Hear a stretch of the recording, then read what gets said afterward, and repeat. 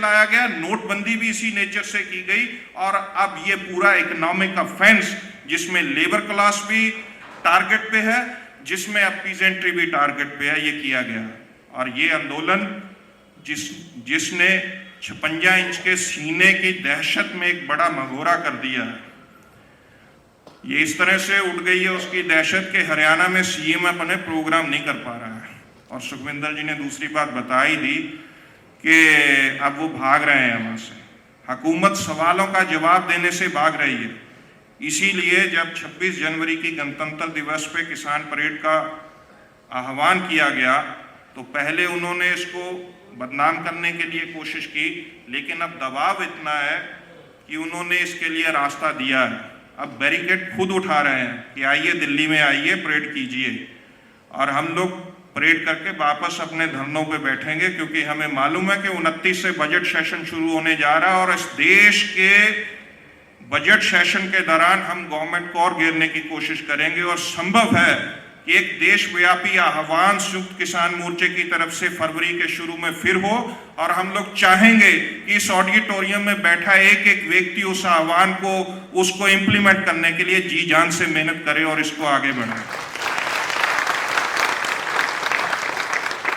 साथियों, इस हिसाब से ये लड़ाई आगे बढ़ रही है।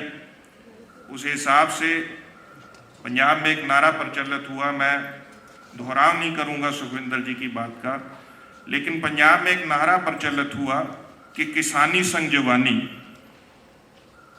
स्टूडेंट्स किया इसको ऐसे कर लिए कि यूथ प्लस पीजेंट्स, तो इस हिसाब से एक नारा प्रचलित हुआ और पंजाब के यूथ ने अपनी वो जो विरासत है, जो संघर्ष की विरासत है, उसको पकड़ा है और इस आंदोलन को अंतर्राष्ट्रीय ख्याति दी, क्योंकि पंजाबी डायस्पोरा पूरी दुनिया में फैला हुआ और इन्फ्लुएंशियल कम्युनिटी है पंजाबी, इसलिए इस आंदोलन की बात इंटरनेशनल सतह पे हुई, यूएनओ तक मामला उठा है, खुद अमेरिकन कांग्रेस में ये मामला उठा है। और इसका कौमांतरी झटका ये था कि ब्रिटिश प्राइम मिनिस्टर ने आने से मना कर दिया 26 के गणतंत्र को, इनको अब मेहमान नहीं ढूंढे मिल रहा है, अब कम कर रहे हैं उसको।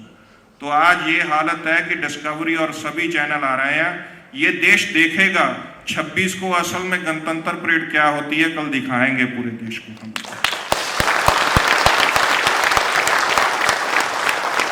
लाखों ट्रैक्टर की परेड होगी।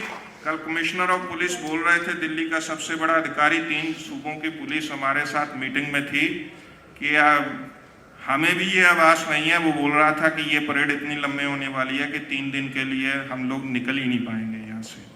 तो इस हिसाब से ट्रैक्टर आ रहे हैं। 12-12, 13-13 किलोमीटर की स्ट्रेच पे दिल्ली के बॉर्डर्स पे किसानों की ट्रैक्टर ट्रॉलियाँ आज से 2 दिन पहले खड़ी हुई थी 2 जगहों पे, टिकरी और सिंगू पे।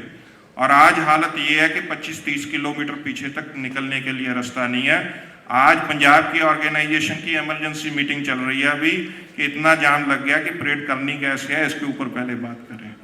तो इस तरह से बात चल रही है। तो इस तरह का माहौल है। आस है, उम्मीद है कि आप लोग जो स्टूडेंट्स और दूसरे संगठन और जो बुद्धिजीवी लोग आए हैं, इस बात को समझेंगे, इस आंदोलन को कैसे खड़ा किया, इस बात को समझेंगे और आगे बढ़ाएंगे। 3 कानूनों के ऊपर बात सुखविंदर जी ने रखी थी, अगर फिर भी कोई सवाल जवाब का मौका मिलेगा तो बात करेंगे। आपने मुझे अपनी बात रखने के लिए समय दिया, आपका बहुत बहुत धन्यवाद।